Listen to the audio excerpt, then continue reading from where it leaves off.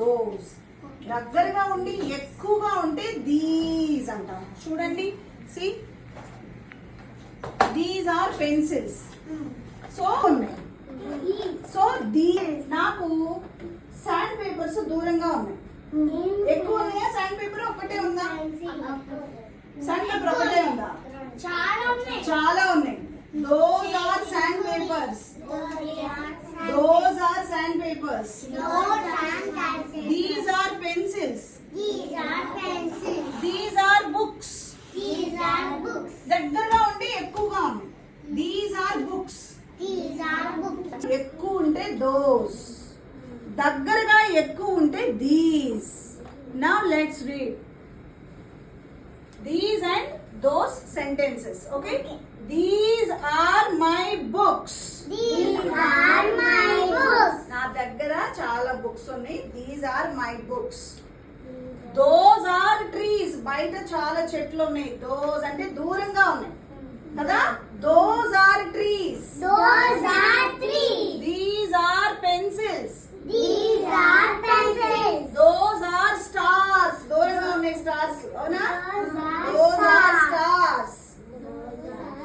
ఇప్పుడు చెప్పండి నాకు, దీస్ ఆర్ ఫ్లవర్స్ అంటే దగ్గర ఉన్నాయా దూరం ఉన్నాయా? Very good teacher, very good. Keep your hands on the table, don't keep in your mouth. Are my shoes. Those are cows. These are crayons. Those are fans. దూరంగా ఉన్నాయి అంట ఫ్యాన్లు. Those are fans అంటే దూరంగా ఉన్నదని అంటాం. Come on. These are apples.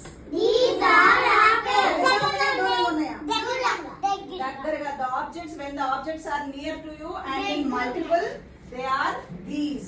Those are houses. అక్కడ ఎన్ని ఇళ్ళు ఉన్నాయి. Those are houses. These are bags. These are bags. దగ్గరగా ఉన్నాయి. Very good. Those are buses. These are balls. దగ్గరగా ఉన్నాయి. These are balls అంటే దగ్గరగా ఉన్నాయి. Now tell me, these అంటే the objects which are near to you and more objects. దగ్గరగా ఉండి ఎక్కువగా ఉంటే ఆబ్జెక్ట్స్ these అంటాం. దూరంగా ఉండి ఎక్కువగా ఉంటే those. వెరీ గుడ్ దక్షిణందన్. those అంటాం. ఒకటే ఉంటే this. ఒకటే ఉండి దూరంగా ఉంటే that. ఎక్కువ ఉండి దగ్గర ఉంటే